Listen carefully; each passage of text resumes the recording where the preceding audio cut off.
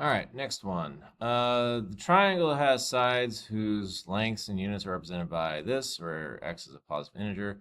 Which expression represents the perimeter of the triangle in units? Okay, this is a silly way of saying combine like terms. Okay, perimeter means you add them all together like terms. So it's asking you to add them all together, and this is a crazy amount of fractions. Like, why do they really care if you know fractions?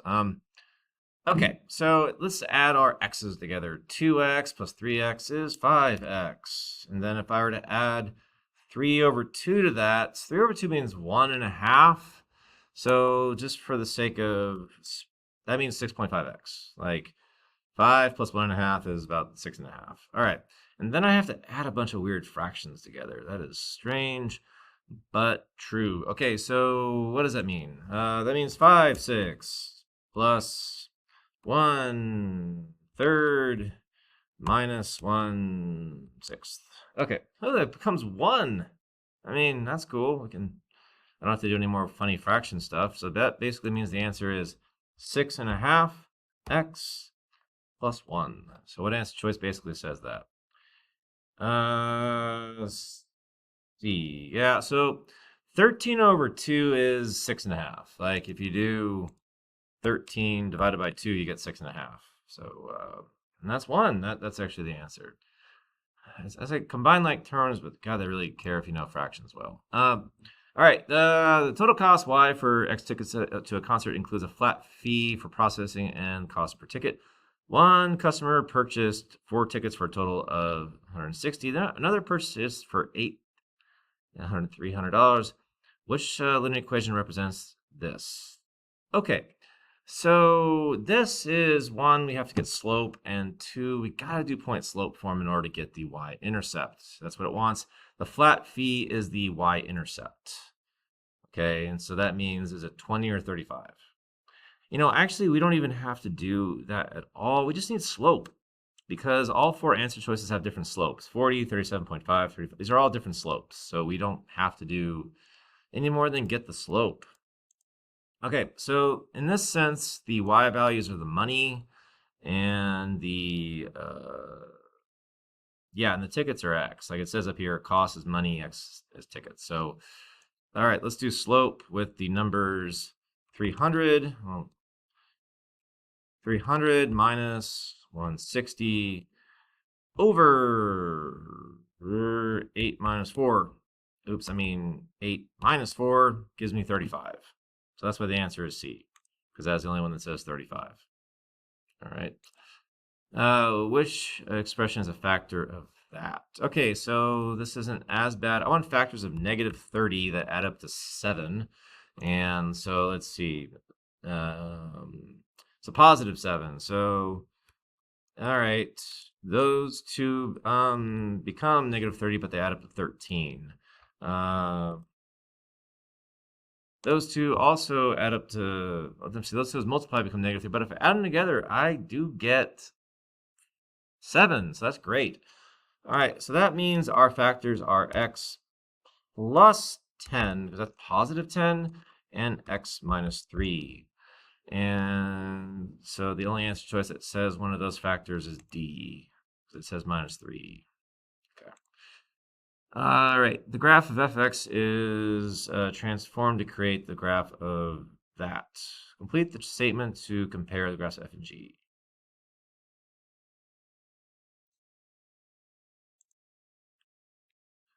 Okay, so we're also the one thing weird thing about this is that we're assuming we're talking about linear functions. That is strange. Okay, so there's 2 things that happen here: the half and the 3. What does the half do? Well, since we're talking about linear equations, the half actually makes it less steep. So what I mean by that is if you graph on a coordinate plane, like y equals x, it looks like that. If you go and you do y equals half of x, it looks less steep. Like that's what it means. And so that's less steep and is, okay, so f of x equals x, the y-intercept is 0. Okay, if the y-intercept is 0, but then I make it go up 3, well, 3 is greater than 0. Yeah, that's just what it means. Okay, next up, we have this table. So, all right, line N is this graph, line P is this table. So the graph and the table don't match. They're different things. Which system of equations represents lines N and line P? OMG. Okay, so dang, that's a toughy amount of stuff. All right. So I recommend let's talk about x-intercepts. All right, so P has an y-intercept at 4 and an x-intercept at 2. So that means, like, all right, let's just talk y-intercept for a second. If I make x 0, when is y 4? There, not there, not there. So it's either A or B, because in the second equation, if I make x 0, y is 4. That doesn't happen there. All right. So it's either A or B. The difference between A and B looks like the y-intercept, basically. No, the y-intercept is -2 for both of them. The difference is...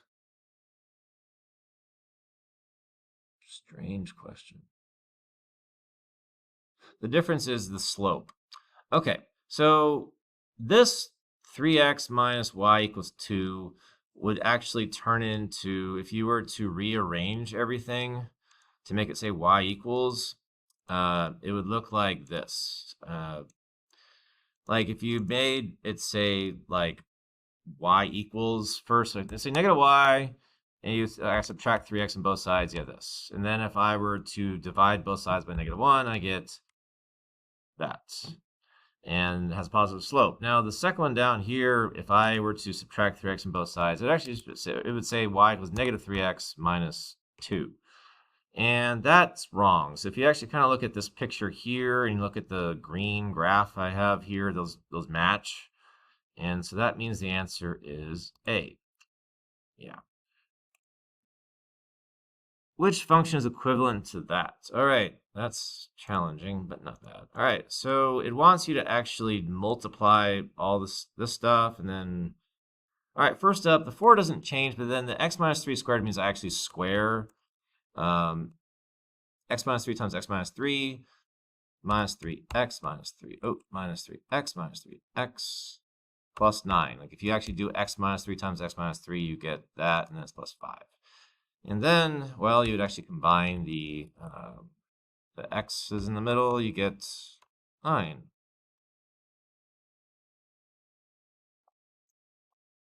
Plus 5. And then you would multiply 4 times everything on the inside of the parentheses. And then finally you would add 36 plus 5 at the end, you get 41. So if you look, that's what C says. C is, everything I put here. Okay. Yeah. Okay. Next. Which graph best represents this? Okay, so what I recommend first is like make the y be all on the same side of the equal sign. So let's ignore the that symbol for a second, and plus 2. And then I would divide both sides by 2. The the inequality doesn't move because we didn't divide by a negative number. This would create a -1/2 x plus 1. Okay, so that means I want something where it shows a negative slope that's pretty shallow, a y-intercept of 1, and the shading would go above. And it would also be a solid line. That looks pretty good. That's pretty good. B is wrong because it's a dashed line. Dashed lines would be if it says greater than. That's wrong because it's less than, and that's wrong because it's less than. The answer is A. Yeah, like, we'll compare what I have over here to this. It's the same thing. Okay, now we have this. So I got to solve for the system. Notice it says it has what solutions it wants. How about, let me show you something. I'm going to change this top one and make it say y equals. So if I subtract 6x on both sides, it's now -2y equals -6x plus 10. And then if I were to divide everything by -2, y equals 3x minus 5. Okay, so notice that this says 3x minus 5, this says 3x minus 5. If you end up with the exact same thing, like basically these two are the exact same thing. And if they're both the exact same thing, that means they have infinite solutions. If you end up with two equations that are identical, they're infinite solutions. No solutions happens if they're parallel. And one solution happens if they're different and they only intersect once, basically. Okay. God, there's more to this test. All right, so let's see. A company currently has 500 employees. The number of employees are expected to grow at a rate of 2%. Writing an exponential function. Okay, so first up, you write the y-intercept. That. Plus, rate of growing means 1.02. And then to the power of x. That is actually the answer to that. All right, which one shows a function? That's not a function. I see -2 twice. That one's a function because the x values are different. Wrong and wrong. Let's see. That is the first of two equations. The second equation has a different slope than the first equation. So since it has a different slope, that means it has one answer. No solutions would be they have the same slope. Infinite would be they're the exact same equation. Ah, man. Okay,